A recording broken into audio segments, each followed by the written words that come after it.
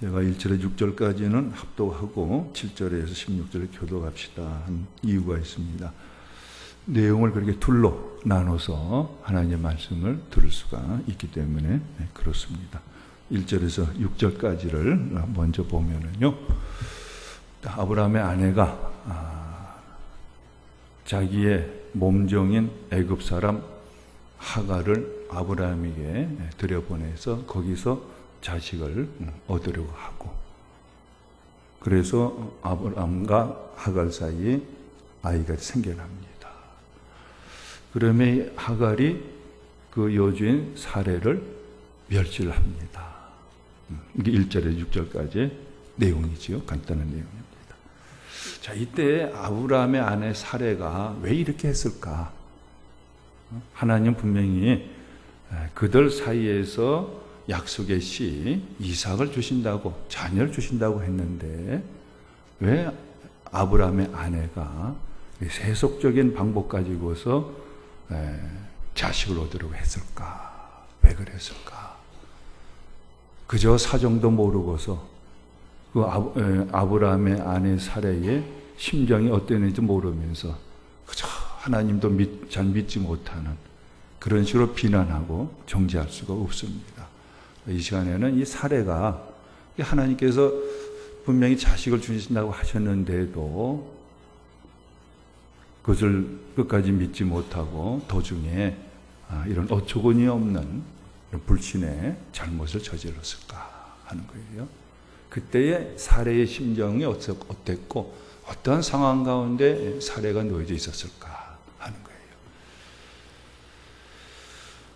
여러분들 뭐 귀가 따갑게 듣습니다만은 이스라엘에게 있어서는 뭐 우리나라도 마찬가지였어요. 얼마 전까지만 하더라도 결혼해서 여자가 자식을 못 낳는다 하면은 굉장한 수치고요.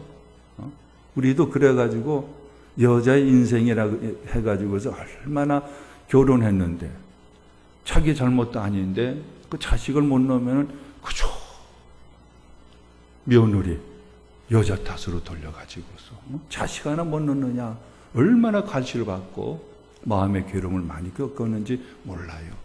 이스라엘은 더 하면 되지 덜 하지는 못했어요. 그러니까 이 사례가 꼭 남편하고 10살 차이잖아요. 자식이 없어요. 참 수치스러운 거예요. 죄책감에 견딜 수가 없어요. 마치 자기가 잘못해가지고서 남편의 자식도 못 만들어내고 뭐 죄진 것 같아요. 그런데 한 가닥 희망을 걸었잖아요. 그들이 하란에 있을 때에 하나님은 아브라함에게 너 내가 지시한 땅으로 가라. 그 땅을 주겠고 거기서 너희는 자식을 얻게 될 것이다. 그런 약속의 말씀을 아브라함이 받았어요. 그래 아브라함이 받아서 분명히 사레에게 얘기를 했겠죠. 동시에게 이 약속을 주시지는 아니했던 것 같아요. 아브라함이 줘가지고 아브라함이 사레에게 하란에 있는 사레에게 하나님 이런 약속 주셨다. 고향과 본토와 친척집과 부모를 떠나서 하나님 지시한 땅으로 가라고 했다. 우리가 어떻게 하겠습니까? 따라야 되지 않겠습니까? 가면은 거기서 자식도 준다고 했습니다. 사레를 설득했을 거예요. 보통은요, 이건 남녀 차별이 아닌데, 이 여성들은 저 남성들보다 어느 면이 더 강하느냐 하면은요, 그죠? 현실에 안주하려는 경향이 전에는 남자보다 여자가 확실히 강했어요. 사레는 하란이 제2의 고향이었어요. 그래서 오래 살았어요. 거기 살다가 그저 죽을 줄 알았어요. 근데 아브라함에게 하나님이 나타나서 이곳을 떠나라. 사레로서는 쉽게 결단할 수 있는 그런 처지가 아니었어요. 그러니까 아브라함이 많이 하나님이 주신 약속이다 많이 설득했을 거예요. 여성들은 그저 현실에 안주하기를 바라는 경향이 농후하지 변화라든지 모험 같은 거 이런 거 두려워하고요. 그런 거 그렇게 싫어했어요. 그 모험하는 거. 어떤 현실에 그를 벗어나가지고 어떤 새로운 곳을 간다는 거. 이건 남자도 힘들지만은, 근데 여자들은 더 힘들었어요. 그건 아브라함이 많이 설득했죠. 거기 지시한 땅으로 가면 거기서 우리에게 자식 준다고 해서 가십시다. 그래서 이 사례는 아브라함을 통한 아버지 하나님의 그 약속, 마지막 희망의 약속. 그러면 자식 준다. 우리 나이가 남편은 75이고 나는 65인데 참 아이 얻기에는 거의 불가능한 상황인데 하나님 약속, 자식을 주시겠다. 그래가지고 고향과 아비 집을 떠나가지고 지시한 땅 남쪽으로 내려왔어요. 10년이 지났어요. 10년이면 강성도 변화하는 그런 긴 세월인데 10년이 지났는데도 하나님의 약속이 자기들 속에서 하나 이루어진 것은 찾아볼 수가 없어요. 달라진 것은 하나님 약속의 말씀 믿고 나온 지 10년 됐는데 달라진 것은 하나도 없어요. 대신에 나이는 그만큼 10년을 더 먹어서 아브라함은 85세고 이 사례는 75세예요. 더 자식 갖는다는 희망은 이제 완전히 이건 끝났어요. 하나님 약속도 이루어지지 않았지. 내 나이가 지금 75이요. 자식 갖는다는 불가능했어요. 절망적이었어요. 하나님 약속의 말씀 믿고서 왔는데 10년 지났는데도 하나님 뭐 하세요? 자식 주인다는데 기미도 없지 않습니까? 실망됐을 거예요. 그리고 더 불안해서 초조했을 거예요.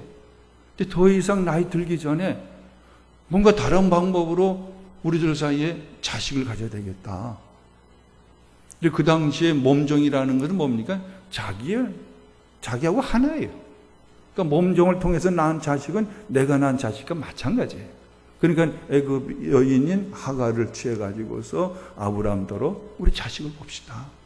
하나님 주신 약속 10년이 지났습니다. 우리 나이가 얼마입니까? 당신은 85이고 나는 75입니다. 자식하는 건 불가능합니다. 절망적입니다. 희망이 없습니다. 우리가 좀 그러면 인간적인 방법으로라도 늘 주변에서 하는 건 그렇게라도 해야 되지 않겠습니까? 아브라함은 들었어요. 그래요. 들어가지고서 하갈을 취해가지고서 했는데 마침 임신을 했어요. 하갈이 임신을 했어요. 이 하갈이 임신하고 나니까 사람이 딴 사람으로 바뀌었어요. 조가 마치 아브라함의 총애를 받은 아브라함의 아내가 된 것처럼 멀쩡한 여주인 사례 앞에서 사례를 멸시하는 거예요. 얼마나 변망덕하게 나왔어요. 사례는 기가 막혔어요. 뒤통수를 맞는 정도가 아니었어요. 내 몸종이 남편의 씨를 받아서 임신했다고 이렇게 사람이 금세 바뀌어져가지고 도대체 교만해가지고 자기를 멸시해요.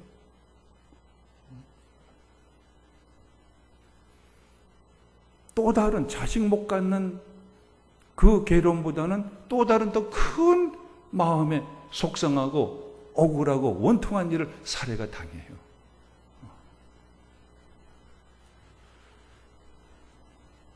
자, 이런 식으로 하면은 문제가 해결되겠다고 했는데, 그래서 세속적인 방법을 취해가지고서 자식을 갖고자 했는데, 엉뚱한 방향에서 불과 터지는 거예요. 답밖에 마음이 더 괴로워지고 견딜 수가 없게 되어져요. 그리고 이걸 영적으로 보면은 하나님 입장에서는 이거 참 난처해요.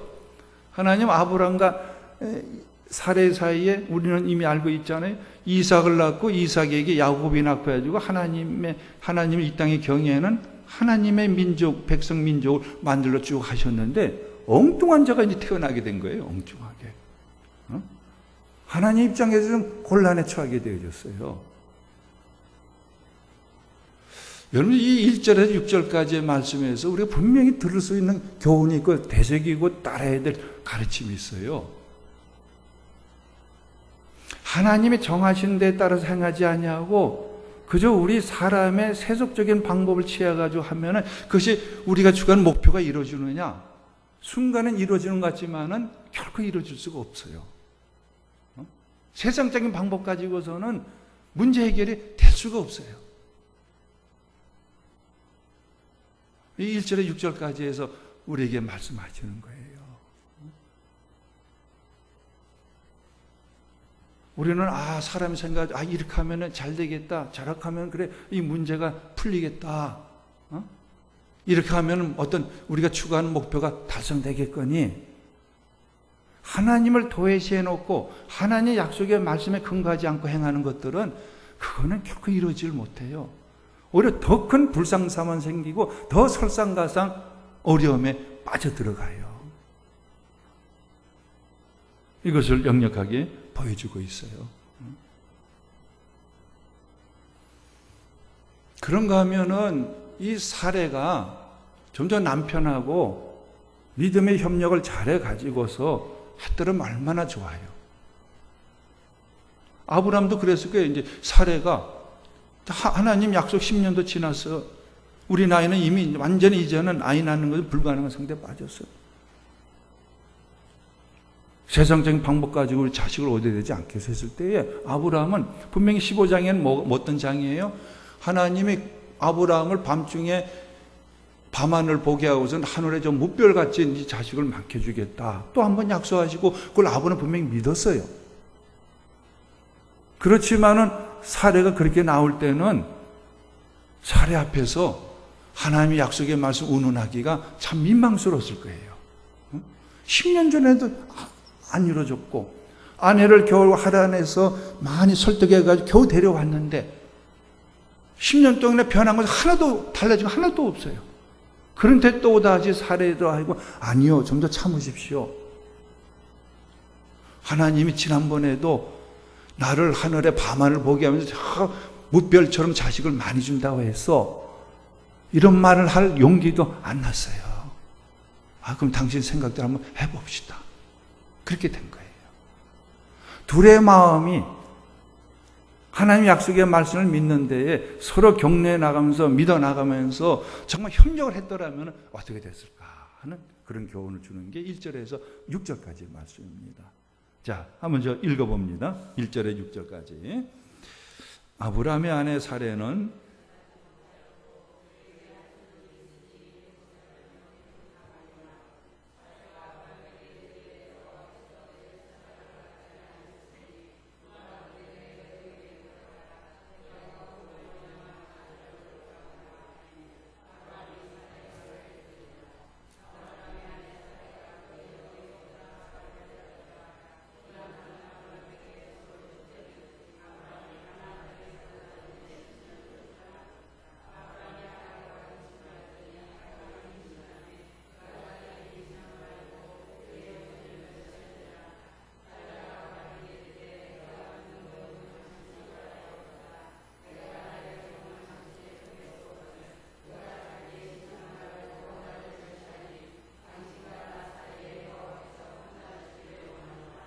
아브라함이 사레에게 이르되 당신의 여종은 당신의 수중에 있으니 당신의 눈에 좋을 대로 그에게 행하라 하매 사레가 하갈을 합대했더니 하갈이 사레 앞에서 도망하였더라. 1절에서 6절까지는 그런 교훈의 하나님 음성을 들을 수가 있어요. 그러면서 이 하갈은 이 천박한 사람들은 보면은요, 어느 때에 그의 그 중심을 볼 수 있느냐, 이 천박한 사람들은 뭔가 내가 좀 돈 좀 벌었다 하면은요, 자기도 모르게 다 사람들 무시하고요, 다 자기 눈아래를 보고 그래요. 내가 좀 어떤 뭐 좋은 자리에 이르렀다, 천박한 사람들은. 그럼 뭐 세상 전부를 얻은 것처럼 교만해져요. 막 의시되고 자랑해요. 배은망덕해져요. 자기 어려웠을 때에 올챙이 시절은 싹 잊어버려요. 하갈이 그렇게 나와요. 분명히 여주인의 배려에 의해 가지고 자식을 낳으려고 했는데 그냥 탁 아브라함의 씨를 가지면 어떻게 되느냐? 여주인을 그냥 애도 못 낳는 여자 막 멸시를 해야 되고 하는 거예요. 그럼 어떻게 자업자족에 학대를 받아가지고 도망쳐버려요. 어떤 하나님의 약속의 말씀대로 행하지 않냐고 사람의 생각을 가지고 어떤 자구책을 사람의 생각을 가지고 이루어 나갈 때는 결코 목표가 이루어지지 않냐고 오히려 더 어려움만 가중되어진다. 그러면서 함께 하나님의 약속의 말씀을 잘 또 이뤄나가는데 협력하는 믿음의 생활이 절대 필요하다 하는 말씀을 듣습니다. 이제 7절에서 16절까지는요. 먼저 7절에서 11절까지를 보면은요. 이제 그래서 이 하갈이 여주인 사레의 학대를 견디지 못해가지고 도망을 갑니다. 어디로 도망가냐 하면 하갈은 어디 사람이라고 그랬죠? 애굽 사람이죠. 그 애굽 쪽으로 내려가요. 그러니까 이스라엘과 애굽의 접경 지역쯤까지 막 밑에 도망가요. 임신한 몸을 가지고 막 도망가요. 그럼 이제 샘 곁에 있게 되어져요. 임신한 몸이에요. 막 도망쳐 나왔어요. 그때는 여주인 사례가 막 자기가 멸시한 그 젓가로 학대를 하니까 피해가지고 나왔긴 나왔는데 임신한 몸이에요. 갈 곳이 없어요. 몸이 막 힘이 들어요. 사방을 뭐 어디에서 내가 거주하고 어디에서 자식을 낳고 기를까 막막해졌어요. 힘들었어요. 한심하기도 했어요. 두려워지기도 했어요. 그런데 하나님께서 사자를 하갈에게 보내요. 그래서 하나님의 사자가 하갈에게 얘기합니다. 너는 아이를 낳을 것이다. 그 아이의 이름을 이스마엘이라 하라. 그리고 너는 다시 너 여주인 사레로 가가지고 그에게 복종해라 하면서 이 하갈을 돌봐주고, 지금 여기서 당시 자식을 낳아도 이게 여기서 날까, 이게 길러질까도 모르는데 이 자식을 통해서 큰 민족을 이뤄주겠다. 이런 약속을 주고서 그 아이의 이름 이스마엘이라고 지라고 이렇게 하세요. 여러분들 7절에서 16절까지에서는요, 하나님 어떤 분이시냐 하는 것을 그 이름을 통해서 나타내요. 이스마엘이라는 뜻이 뭔지 아세요? 이스마엘? 예, 어떻게 아세요? 거기 각주에 나와 있죠. 하나님이 들으셨다. 하나님이 들으신다. 이스마엘이라는 뜻은 그러니까 하나님이 들으신다는 거예요. 이거는 사레가 아니 하갈이 지은 이름이 아니라 여호와의 사자를 통해서 하나님이 이렇게 지라해가지고 이스마엘이라 지라했어요. 하나님은 어떤 분으로 하갈에게 나타나시고 하갈을 위로하시냐면 나는 너의 아파하는 소리, 너가 후회하는 소리, 두려워하는 소리 내가 다 듣고 있다. 너를 돌봐준다. 그런 면에서 이스마엘이라 지라. 그렇게 하나님 어떤 분이시냐? 들으시는 하나님이신 것을 또 이 시간 말씀을 통해서 이런 하나님을 우러르시길 바라요. 우리가 어디에서 하나님의 음성을 듣고 하나님을 제대로 우리가 바로 만날 수가 있어요? 하나님을 어디서 배울 수가 있어요? 하나님 말씀을 통해서 하나님을 만나고 알고 하나님을 배울 수가 있어요. 오늘 예배, 수요 예배에는 저와 여러분들에게 하나님은 창세기 16장의 말씀을 통해 가지고서 이스마엘은 이름을 통해 가지고서 우리에게 나타내 주세요. 나는 너희들의 예배를 받고 있는 나는 너희들의 소리를 듣는 하나님이다. 듣는다는 그저 듣는다는 것이 아니에요. 들음으로 그럼 뭐 하는 겁니까? 거두어 주신다는 거예요. 돌봐주신다.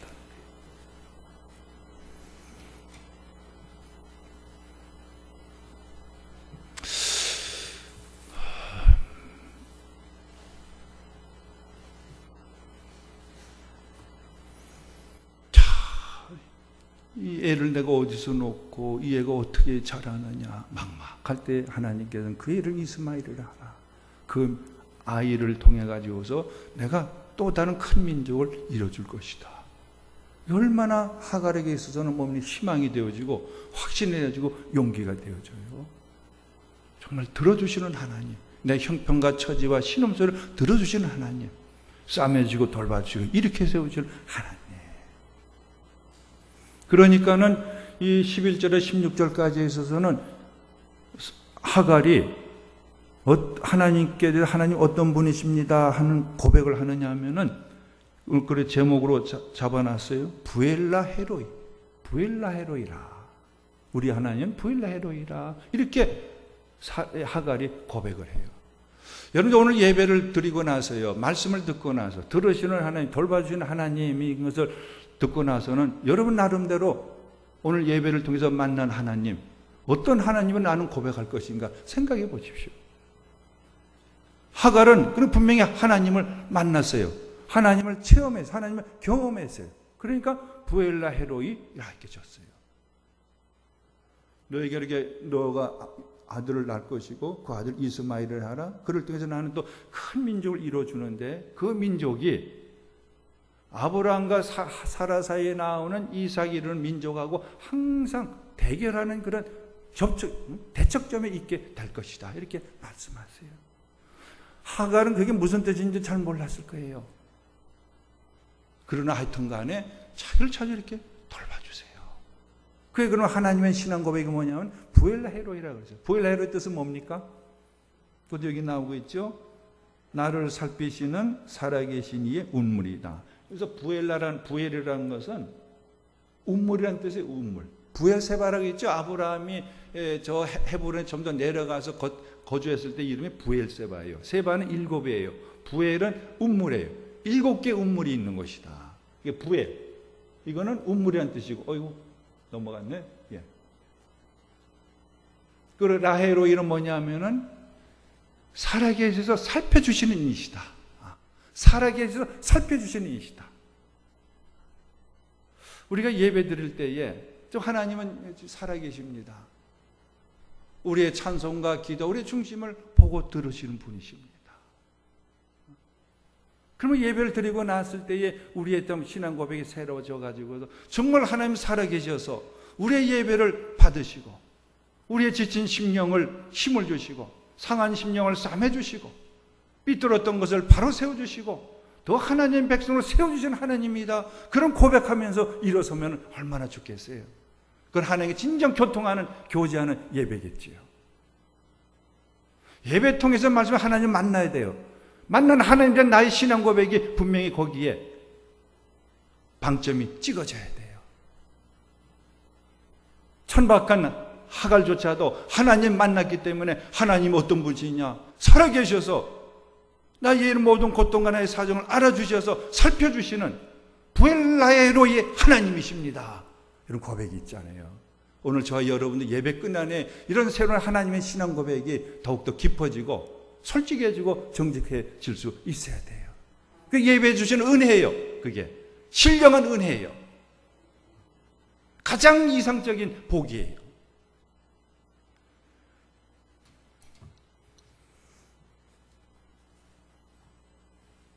그래서 이 하갈은 지시에 따라 가지고서 돌아가요.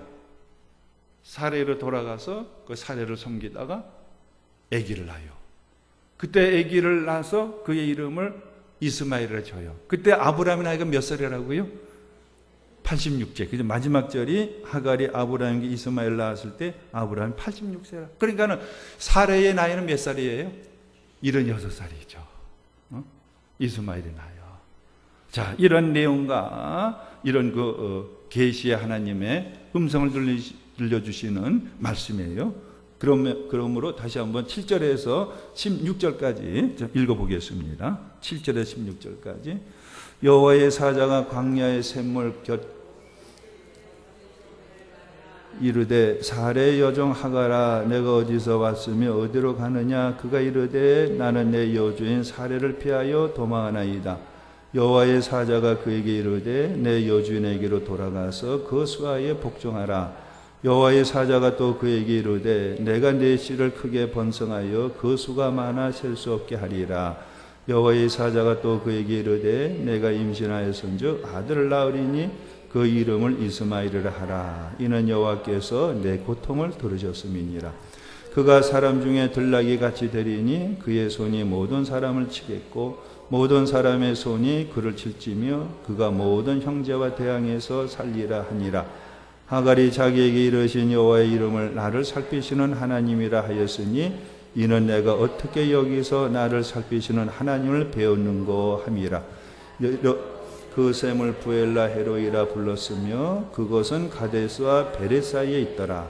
하갈이 아브라함의 아들을 낳음에 아브라함이 하갈이 낳은 그 아들을 이름하여 이스마엘이라 하였더라. 하갈이 아브라함에게 이스마엘을 낳았을 때에 아브라함이 86세였더라. 예. 정리를 해보죠. 오늘 말씀을 정리를 해보면, 첫째는요, 분명히 사례는 하나님의 약속의 말씀을 끝까지 믿질 못했어요. 도중에 탈락해 버렸어요. 그 잘못을 보면서 실수를 했어요.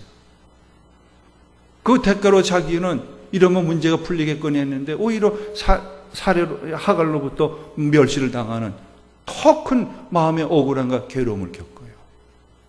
그래서 결국 이스마엘이 태어났어요. 그 이스마엘의 후예가 누굽니까? 그게 바로 보면은 이슬람교가 된 거예요. 지금 이슬람교에서는요, 누구를 시조로 삼는지 아세요? 이스마엘이에요. 이스마엘. 이삭이 아니라. 여기 성경 말씀대로. 지금 가장 위험한 종교가 어떤 종교예요? 이슬람교예요. 기독교 완전히 대척점에 있어요. 이런 큰 하나님의, 좀 이 땅에 하나님의 나라를, 민족으로 하나님 나라를 세워가시는 그 뜻에 큰 차질을 빚게 했어요. 순전히 이거는 사례의 잘못이에요. 여기 또 아브라함도 저 굳건하게 사례를 좀 끝까지 붙잡아가지고서 함께 약속의 말씀이 이루어질 때까지 잘 협력하는 길로 그들 세워갔으면 좋았었는데, 여기 아브라함 그냥 더 이상 사례의 요구를 거절할 수 없어가지고 받아들였어요. 그런데 어떻게 하느냐, 하나님께서는. 그래서 이스마엘이 태어나요. 그리고 그 이스마엘을 벤 하갈에게 하나님 여호와의 사자를 통해서 그를 지켜주시고, 그의 몸에서 이스마엘을 나게 하시고, 더 큰 약속 주셔서 그 이스마엘의 큰 후예를 있게 만드세요. 그들이, 하나님은 이슬람교를 만든 걸 다 알고 계셨어요. 이슬람교는 뭐냐? 우리가 하나님의 약속이 뭡니까? 정통이라는 거예요. 분명히 하나님은 이삭인데, 이삭의 정통이 그것이 하나님 역사의 구원 역사의 구원의 역사이고, 그게 이스라엘인데 완전히 반대점이 있어요. 대립각을 세우게 해요. 그런데 하나님은 어떻게 하세요? 다 그걸 걷어주셔요. 마치 속된 말로 인간이 다 저질러가지고 죄악에 막 똥을 막 싸요. 하나님은 다니면서 그걸 다 치워요. 제가 이 말씀을 준비하면서 세상 어버이 노래 가사를 찾아봤어요. 정말 이런 어버이보다 더 어버이가 누구냐면 진짜 우리 하나님이세요. 나실제 괴로움 다 잊으시고, 흰자리 마른 자리 다 갈아리우시며, 손발이 다닳도록 고생하시네. 그죠? 그 아기가 기저귀에 맞아 아무데나 응가하고 싸고, 다 엄마가 치워주고 씻어주고 닦아주고 그러면서 손발에 또 길러줘요. 이 사례는 지 잘못을 해가지고서 그 엉뚱한 이스마엘을 낳게 만드는데, 하나님께서 어떻게 하시느냐? 그 이스마엘을 다 거두시는 거예요. 하갈로. 하나님, 이거는 내 계획은 달로 하면 아예 하갈이 도망갔을 때 그냥 채를 내버려 두고, 그러면 하갈이 거기서 죽었을 것이고, 그럼 이스마엘 태어났어요? 안 태어났어요? 안 태어날 수 있잖아요. 그러면 이게 세계가 이렇게 복잡하지 않을 수도 있잖아요. 그런데도 어떻게 해요? 이스마엘을 거두시는 거예요. 그 하갈은 지 잘못해가지고 주인을 배은망덕하게, 지가 임신했다고 주인 행세해가지고서 사라를 그렇게 학대하고 멸시해요. 아주 고약한 짓을 했죠. 근데 하갈을 돌봐주세요. 그러니까 하갈은 하도 항공해야지 하나님을 어떻게 고백하느냐? 살아계셔서 나를 살펴주신 하나님이시다. 부엘라헤로 이렇게 고백을 해요.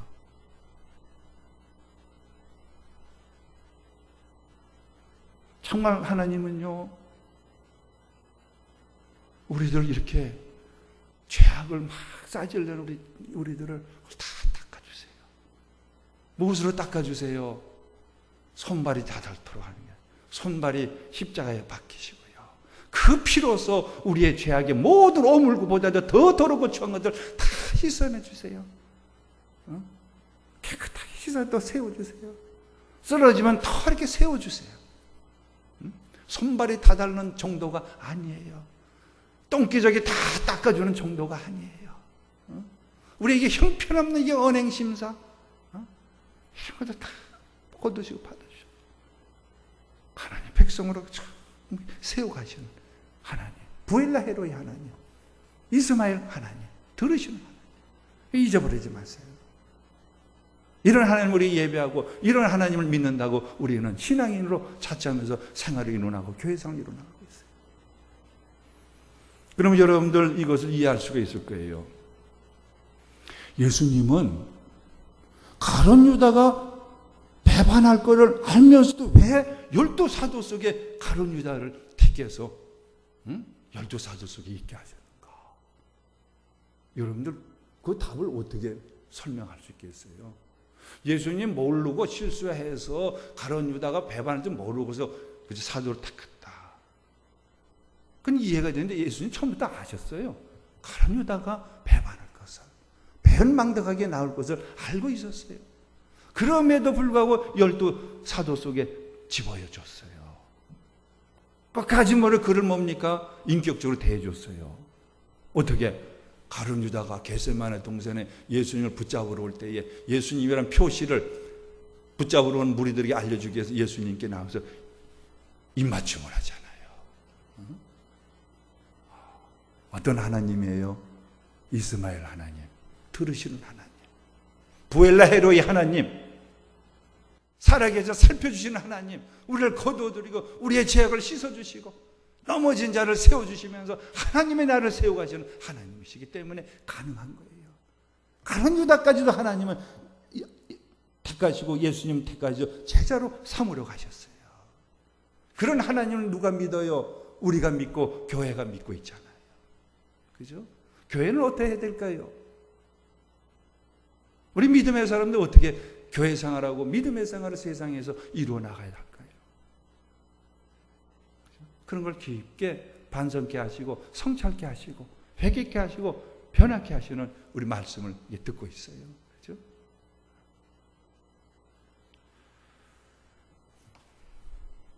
그러면서 하나님은요, 그저 우리를 불쌍히 여겨가지고 저 동정해가지고 우리를 그렇게 돌봐주시는 분이 아니에요. 하나님은 인격적인 분이세요. 우리 인격적으로 살아가기를 원하시는 거예요.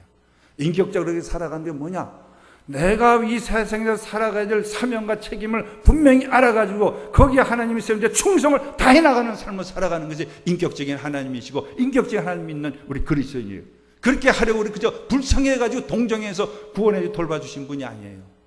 이런 다시 한번 이 기도를 보시고 줄 좀 처음 보시고 다음에 읽을 때는 다시 한번 묵상해 보십시오. 이 기도를 한번 다시 한번 보십시오. 9절 여호와의 사자가 그에게 이르되 내 유어 주인에게 돌아가서 그 수하에 복종하라. 하갈은 어디 있어야 돼요? 하갈의 사명과 책임은 뭐예요? 주인 사라가 어떻게 하든지 간에 그 밑에서 사라를 섬겼어야 돼요. 그게 하갈의 가는 길이고 사명이고 책임이에요. 그저 하갈이 불쌍해가지고 그걸 돌봐주는 것이 아니에요. 그러므로 너는 돌아가서 너 주인에게 돌아서 너 주인에게 복종하라. 하나님 인격적인 분이세요. 우리도 인격적으로 살기를 원하세요. 책임적으로 사는 거예요. 우리를 다 하나님의 성도로 세워주셨어요. 목사로, 장로로, 권사로, 또는 여러 가지 직무를 주셔가지고 찬양대로, 교사로, 목자로 여러 모양으로 우리를 교회 한 교회를 볼 때는 다 세워주셨어요. 그게 충성하는 거예요. 하갈처럼 조금 뭐가 알고 뭘도 얻었다고 해가지고 교만해지고 처음 사는 잃어버리면서 자기가 마치 모든 걸 다 하는 거, 다 알고 있는 것처럼 그건 배은망덕한 거예요. 충성하는 거예요. 충성. 부름받은 자 충성하는 거예요. 부름받은 자는 충성하는 거예요. 우리 교회가 다시 한번 새로워져 가지고서요. 맡은 본분, 직분 충성해야 돼요. 코로나 너무 핑계대서는 안 돼요. 너무 코로나 탓으로 돌려서는 안 돼요. 코로나 이기게 하시기 위해서 우리에게 믿음을 주셨잖아요. 믿음을 발휘해야 되잖아요. 믿음을 교회들이 발휘하니까는 정부도 교회를 우습게 여겨가지고 마음대로 시들려고 그러잖아요. 믿음을 가지고 다시 한번 정신 차려야 돼요.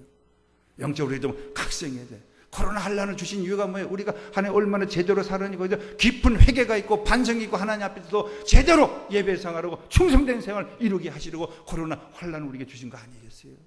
그죠? 그 주신 거기에 따라 우리가 바로 서는데 더 코로나 때문에 우리가 더 해이해지고 방만해지고 내가 뭐 장로인지 권사인지 집사인지 뭐 교사인지 뭐 찬양대 이런 건 다 없고 형편없이 세상이 교회가 굴러간다면 이건 아니잖아요. 우리는 하나님이 다 들으세요. 우리의 사정과 억울함과 괴로운 것도 아픈 것 무엇이 변해 다 들으세요. 우리를 돌봐주는 하나님, 살아계신 하나님께서 굳건히 믿고요. 우리가 맡은 본분들의 충성을 이뤄나가야 돼요. 그러기 위해서 서로가 믿음으로 잘 협력하는 튼튼한 교회상을 이루어가야 돼요. 교회는 뭐예요? 신앙의 공동체예요. 아브라함과 하와가 믿음과 마음과 뜻이 잘 못 얻었다면 어떡하겠어요? 99살에 89살에 임신하기 때까지 그들은 어떻게 했을까요? 지켜갔을 거 아니에요. 그죠? 믿음을 혼자 하는 게 아니에요. 그래서 하나님 믿음의 집 교회를 주셨어요. 서로 믿음으로 협력하는 교회가 되어져 가지고서 하나님 맡겨주신 교회의 사명을 충성스레 이루고 나가게 하시려고 교회를 주신 거예요. 서로 믿는 데 협력하는 생활을 이루어가야 돼요. 우리는 충분히 가능해요. 하나님은 들으시는 이스마엘이라는 이름을 가진 하나님이세요. 부엘라 헤로이 살펴주시는 살아계신 하나님이세요. 그 하나님을 믿고 하나님 약속의 말씀대로 하나님 반드시 이루실 걸 믿고서 우리로 하여금 서로 믿음에 협력해서 교회 사명을 같이 준행해 나가야 돼요. 함께 열심히 예배해야 돼요. 교회 사명, 교회의 책임이 뭡니까? 함께 열심히 예배하는 거예요. 하나님을 열심히 배워나가야 돼요. 하나님 배워나가야 돼요. 저도 여러분들 목사 생활 거의 40년 돼갑니다만 성경 읽을 때마다 또 여러 가지 목회생활을 하면서 하나님 끊임없이 배워나가요. 아는 것보다 모르는 게 더 많아요. 그게 뭡니까? 그게 죄악 덩어리예요. 죄의 다른 말은 무지예요. 우리가 하나님 그러면 다 아느냐? 모르는 것이 더 많아요.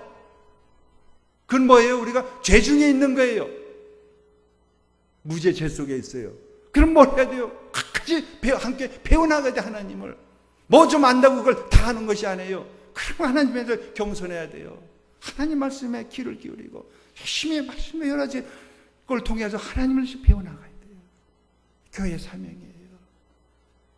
주일날 오전에 하면 딱 드리고는 나 사라져버리고 그래가지고는 안 돼요. 열심히 배워야 돼요. 예배, 배움, 그게 뭡니까? 성대 교제지요.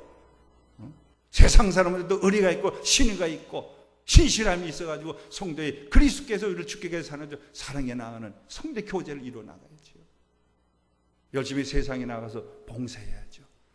내 이기적인 욕심만 천국에 위해서 세상을 이용하는 것이 아니라 열심히 세상을 빛과 소금으로 섬겨나가야지.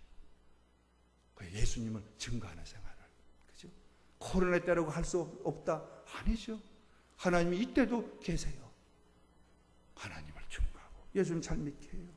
그러니까 교회 학교 애들 위해서 기도하고 지금 여름 수련회가 있어요. 여름 성경학교에서 우리 자녀를 챙겨주고 하나님께 바쳐서 하나님 자녀들도 성장해 나가도록 그대로 하나님께 이끌어가고 전도와 성경 생활을 열심히 함께 이루어 나가야 돼요. 이 교회의 사명이잖아요. 예배, 교육, 성도의 교제, 봉사, 전도. 하나님 믿고 서로 여기에 힘을 나가지고 이런 생활을 이루어 갑시다. 서로 격려해가지고 협력하는 믿음의 교회 생활을 이루어 나갈 수 있어야 돼요. 이 시간 함께 기도하겠어요.